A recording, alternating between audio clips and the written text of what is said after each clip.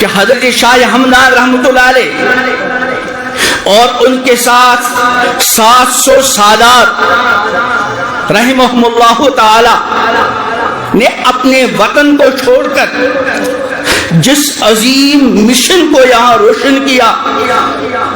اور حضرت شاہ ہمدان رحمۃ اللہ علیہ کی معیت میں جو سادات کرام کا قافلہ وارد کشمیر ہوا،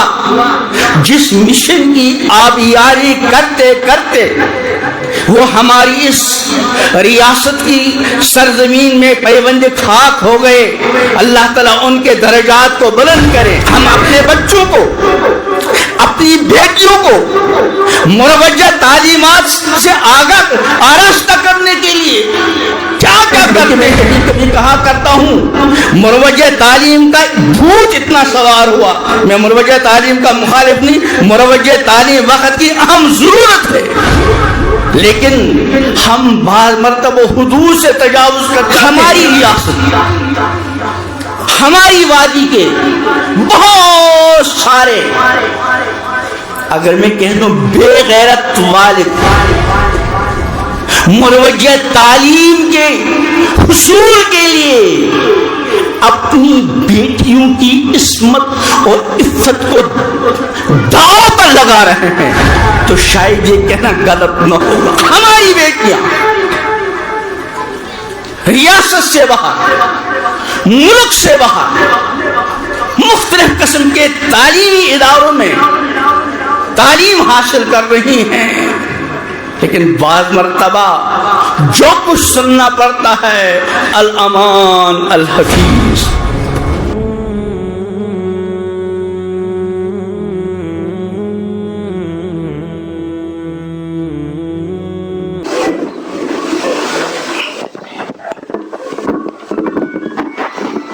السلام علیکم ورحمۃ اللہ وبرکاتہ۔ الحمدللہ کفا وسلام علی عبادہ الذین اصطفى، اما بعد فاعوذ باللہ من الشیطان الرجیم، بسم اللہ الرحمن الرحیم، هل جزاء الاحسان الا الاحسان، صدق اللہ مولانا العظیم۔ اللہم صل علی محمد عبدک ورسولک، وصل علی المؤمنین والمؤمنات والمسلمین والمسلمات۔ سب سے پہلے حضرت مفتی اسحاق صاحب نے جو یہ فرمایا ہے کہ حضرت جلال آباد رحمۃ اللہ علیہ کی طرف سے خلافت، یہ ان کی شاید غلط فہمی ہے، ایسا نہیں۔ حضرت شاہ ہمدان رحمۃ اللہ علیہ کی زندگی کے مختلف حالات سے متعلق ہمارے مختلف اکابرین محققین نے مختلف انداز میں ہمارے سامنے ان کی مبارک تعلیمات کو، ان کے حالات کو پیش فرمایا، اور دارالعلوم قاسمیہ کی طرف سے جو ان کی زندگی کے حالات پر ایک مستقل شمارہ شائع ہوا ہے، اس میں بھی انشاءاللہ ہمیں حضرت کی زندگی کے مبارک پہلوؤں کو سمجھنے کا انشاءاللہ موقع ملے گا۔ ایک طرف سے دارالعلوم قاسمیہ کے منتظمین اور کارکنان مبارک باری کے مستحق ہیں کہ انہوں نے محسن کشمیر حضرت شاہ ہمدان رحمۃ اللہ علیہ کی زندگی سے متعلق یہ مبارک قدم اٹھایا، اور دوسری طرف سے اس محسن کشمیر کے ساتھ ہماری احسان فراموشی اس جلسے سے خوب ظاہر نمایاں ہو رہی کہ محسن کشمیر کی زندگی کے حالات پر آج کا یہ سیمینار، اور بہت حد تک اس کی تشہیر کی گئی، اس کا تقاضا تھا کہ دارالعلوم قاسمیہ کا یہ پورا صحن اور یہ میدان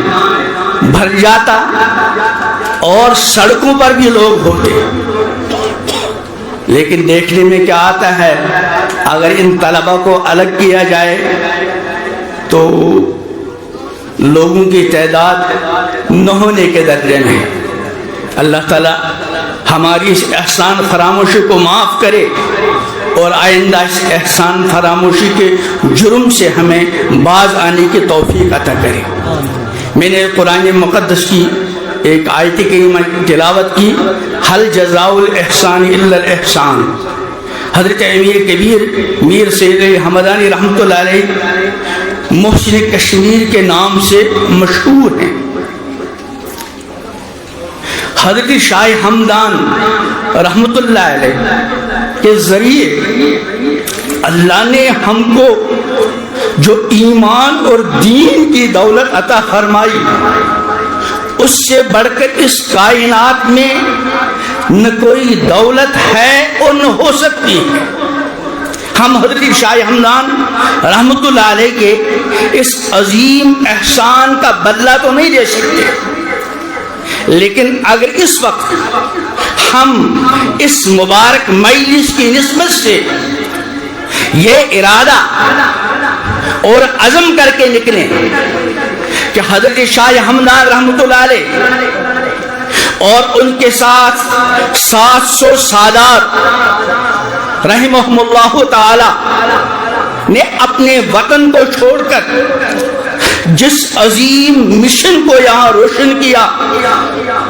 اور حضرت شاہ حمدان رحمۃ اللہ علیہ کی معیت میں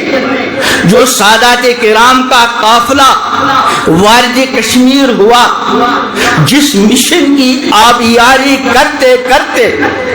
وہ ہماری اس ریاست کی سرزمین میں پیوند خاک ہو گئے، اللہ تعالیٰ ان کے درجات کو بلند کریں۔ آج ہم اس مبارک موقع پر یہ عہد کر کے نکلیں کہ ہم انشاءاللہ اپنی زندگی کا ایک اہم حصہ اس عظیم مبارک مشن کی آبیاری کے لیے مختص کریں گے، اور اپنی آنے والی نسلوں کو جہاں حضرت شاہ حمدان رحمۃ اللہ علیہ کی مبارک تعلیمات سے آگاہ کریں گے، وہاں اپنی اولاد اور اپنی آنے والی نسلوں کو یہ تاکید کر کے جائیں گے کہ ہمیشہ اس مبارک مشن کی آبیاری کے لیے کمر بستہ رہنا، اور اس کا آغاز ہم اپنے گھروں سے کریں۔ حضرت امیر کبیر میر سید علی حمدانی رحمۃ اللہ علیہ اور ان کی معیت میں تشریف لانے والے سادات کرام نے جس مشن کو بظاہر بہت مخالف حالات میں روشن کیا، اس مبارک مشن کی آبیاری فرمائی۔ اللہ میری بے ادبی کو معاف کرے، شاید آج ہمارے گھروں میں اس عظیم مشن کی دیکھ کنی کا کام کیا جا رہا ہے۔ ہم اپنے بچوں کو، اپنی بیٹیوں کو مروجہ تعلیمات سے آراستہ کرنے کے لیے کیا کیا کرتے ہیں، بلکہ میں کبھی کبھی کہا کرتا ہوں مروجہ تعلیم کا بھوت اتنا سوار ہوا۔ میں مروجہ تعلیم کا مخالف نہیں، مروجہ تعلیم وقت کی اہم ضرورت ہے، لیکن ہم بعض مرتبہ حدود سے تجاوز کر جاتے ہیں۔ ہماری ریاست، ہماری وادی کے بہت سارے، اگر میں کہہ دوں بے غیرت والد، مروجہ تعلیم کے حصول کے لیے اپنی بیٹیوں کی عصمت اور عفت کو داؤ پر لگا رہے ہیں، تو شاید یہ کہنا غلط نہ ہوگا۔ ہماری بیٹیاں ریاست سے باہر، ملک سے باہر مختلف قسم کے تعلیمی اداروں میں تعلیم حاصل کر رہی ہیں، لیکن بعض مرتبہ جو کچھ سننا پڑتا ہے الامان الحفیظ۔ ریاست سے باہر دور جانے کی ضرورت نہیں، بلکہ ہمارے یہاں ٹیوشن سینٹروں میں، ہاسٹلوں میں، مختلف علاقوں سے آنے والی ہماری بیٹیاں گھروں سے دور، والدین سے دور. اور کیا سننے کو ملتا ہے اس وقت تفصیل کا موقع نہیں، لیکن اس کے برعکس اس مشن، جس مشن کو لے کر حضرت امیر کبیر میر سید علی حمدانی رحمۃ اللہ علیہ اور ان کے ساتھ 700 سادات وارد کشمیر ہوئے تھے، اس عظیم مشن کی بیک کوئی ہمارے گھروں میں ہو رہی، 90% سے غالباً زیادہ باشندگان کشمیر نماز جیسی عظیم عبادت اور عظیم فریضے سے محروم ہے. پردہ جو ہماری ماؤں بہنوں بیٹیوں پر بالغ ہونے کے بعد نماز کی طرح فرض عین ہے، اس فرض عین کو ہمارے گھروں میں پامال کیا جا رہا ہے. بلکہ میں کبھی کبھی گزارش کیا کرتا ہوں، اس وقت کا بدترین فتنہ اور اس وقت کا سب سے بدترین منکر وہ ہماری بیٹیوں، ہماری جو لڑکیاں ان کی بے پردگی ہے. امام الانبیاء حضرت محمد عربی علیہ السلام کی وہ پیشن گوئی جو آپ نے ارشاد فرمائی کہ عنقریب ایک زمانہ آئے گا کہ میری امت کے مرد عمدہ سے عمدہ سواریوں پر سوار ہو کر مساجد کے دروازوں تک آیا کریں گے. آج اس کا مشاہدہ بار بار ہو رہا ہے، جمعے کے موقع پر دیکھ لیا کریں. لیکن ساتھ ساتھ کیا فرمایا؟ نساؤہم کاسیات عاریات، ان کے گھر کی خواتین لباس پہن کر ننگی، مائلات الممیلات،